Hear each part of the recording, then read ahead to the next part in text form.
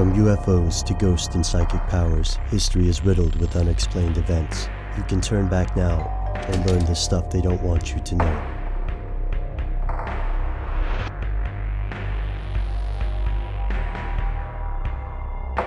Here are the facts. During 2010, the United States consumed 6.99 billion barrels of oil. Over the course of 2011, the Energy Information Administration estimates the average U.S. household will spend about $3,235 on gasoline. The three largest publicly traded oil companies cleared $58.3 billion in profits in 2010. The world runs on fossil fuels, and oil is a booming business. But for how long? Oil is a dwindling resource, and political instability around the world translates to unpredictable cuts in supply. World governments, auto manufacturers, and inventors continuously search for new technology that will break our addiction to oil. Oil companies are doing their part too, by investing in new methods of recovering conventional fuel and new ways of making alternative energy. At least that's the idea, but according to some conspiracy theorists, oil companies have an entirely different agenda, one they're willing to kill to protect. Here's where it gets crazy.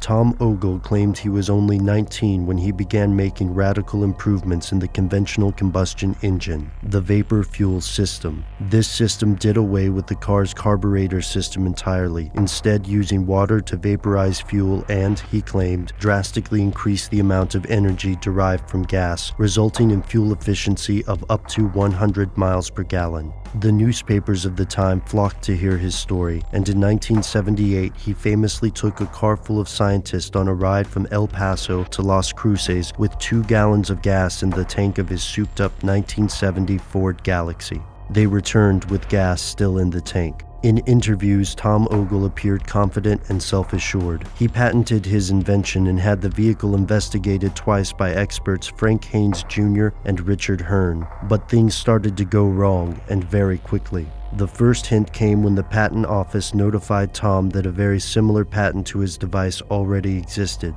General Motors had this patent and more, but they weren't bringing them to market. Instead of making billions off his invention, Tom Ogle found himself beset by numerous lawsuits, as well as pressure from alleged representatives of Shell Oil. And he wasn't the only inventor who claimed an oil company had pressured him out of success. Frank Reed, an inventor from Fort Worth, claimed that he went through numerous court battles with oil firms, and that they tried to buy his invention with the understanding that he would never build another. After the death of his business partner, Tom closed the doors of his shop and fell into gambling. He died at the age of 26, and the coroners ruled his death a suicide. His vapor fuel system, once an issue of national news, slipped through the cracks of history and now exists as an oddity, and nothing more than a conspiracy theory. According to skeptics, that's where it should remain. Today, mainstream science largely dismisses the claims Ogle and his supporters made. The second law of thermodynamics makes Ogle's claims highly unlikely, and there's another elephant in the room. If the system really works and the patent is public, then why aren't more people building their own? In the 2008 documentary Gas Hole, a retired mechanic named Ernie Pierce recalls how he built a similar device and was intimidated by thugs he claims were from the oil companies. He abandoned the project. At the present day, Ogle's invention remains controversial. Is it an overblown, largely useless contraption based on pseudoscience? Or did Ogle figure out something startling and new about the combustion engine? Something the oil companies don't want you to know.